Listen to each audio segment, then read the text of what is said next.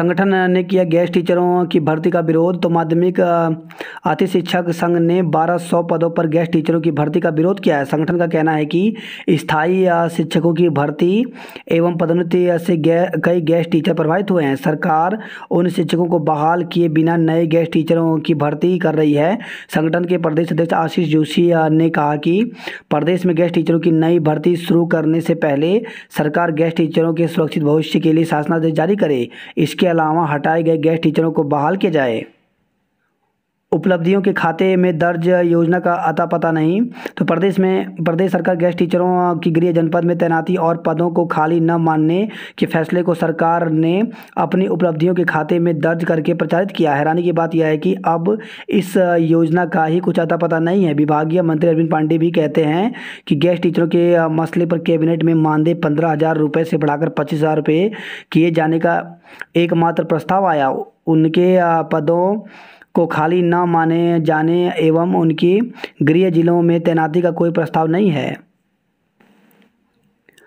जनपद में 45 राजकीय प्राथमिक स्कूलों में दूर होगा शिक्षकों का टोटा। तो आखिरकार 2 साल बाद अभ्यर्थियों को दीपावली पर्व पर नियुक्ति का तोहफा दे ही दिया गया।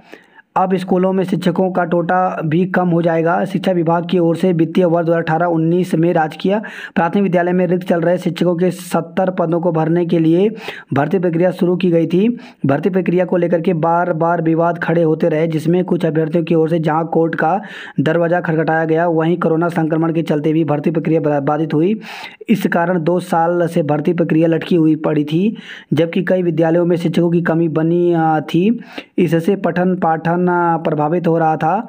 कई स्कूल एकल शिक्षक के भरोसे चल रहे थे। शिक्षक के अवकाश पर चले जाने से स्कूल में ताला लटक जाता था। अब कोर्ट से विवाद खत्म होने के बाद मेरिट लिस्ट के आधार पर चयनित 70 अध्यापकों में से 45 को सभी प्रक्रिया पूरी करने के बाद जनपद के विभिन्न राजकीय प्राथमिक विद्यालयों में नियुक्ति करने के आदेश जारी कर दिए गए हैं। काउंसलिंग में नहीं पहुंचे 25 अभ्यर्थी। तो 70 पदों के लिए जारी हुई मेरिट लिस्ट में 25 अभ्यर्थी अपनी काउंसलिंग के लिए नहीं पहुंचे। शिक्षा विभाग की ओर से अब इन खाली पदों को भरने के लिए वेटिंग लिस्ट निकालने की तैयारी की जा रही है, जिसमें नियमानुसार कुल पदों के सापेक्ष 25% पदों पर प्रतीक्षा सूची जारी की जाएगी। करीब 18 और अभ्यर्थियों को शिक्षक बनने का मौका मिल सकेगा। बात करते हैं जॉब अलर्ट को लेकर के। तो कंप्यूटर ऑपरेटर सहित कई पद खाली।